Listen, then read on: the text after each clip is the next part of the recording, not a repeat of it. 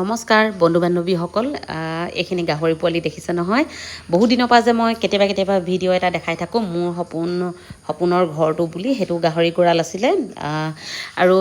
সেই গাহৰি গঁৰালত এতিয়াতো গাহৰি পোৱালি ভৰাব লাগিব ক'ত সপোন পূৰণ হ'ব গাহৰি পোৱালিখিনি ৰাতি আনি পাইছেহি 12টা বজাত শিৱসাগৰৰ পৰা ডিমৌ শুকান পুখুৰীৰ পৰা এই ভিডিঅ'টো পৰহি দিনাৰ হয় দেই মই আজি এডিট কৰিবলৈ সময় পাইছোঁ পোৱালিখিনি দেখিছে নহয় ইমান মৰম লগা আমি এইটো পোৱালি দিয়ক সেইটো পোৱালি দিয়ক কোৱাই নাই নিপেন কায়ে নিজে চৰি আপোনালোকক ক'বলৈ পাহৰিছিলোঁ শুকান পুখুৰী নিপেন চেতিয়া ককাইদেউ এজন বিশিষ্ট গাহৰি পালক আৰু খেতিয়ক হয় তেওঁ ফিচাৰীও আছে তেওঁ মাছৰ পোনাও উৎপাদন কৰে তেওঁক বহুতে ফেচবুক জগতৰ মানুহে চিনি পায় অসমৰ বহুতো মানুহে চিনি পায় তেওঁ এজন ভাল গাহৰি পালকো হয় তেওঁৱে মোক আইডিয়া দিছিলে শিল্পী তই গাহৰিকে পোহ বুলি আৰু তেওঁৰ মতেই তেওঁ যেনেকৈ কৈছে তেনেকৈ আমি গাহৰি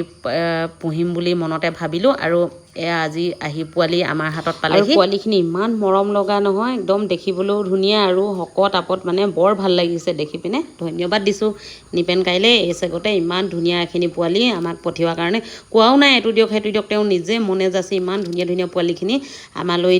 থোৱাৰ বাবে বহুত ধন্যবাদ জনালোঁ আৰু আপোনালোকে আশীৰ্বাদ কৰিব আমি প্ৰবীণ আৰু মই নতুন কিবা এটা কৰিব লৈছোঁ ভিডিঅ'টো ইমানে বাই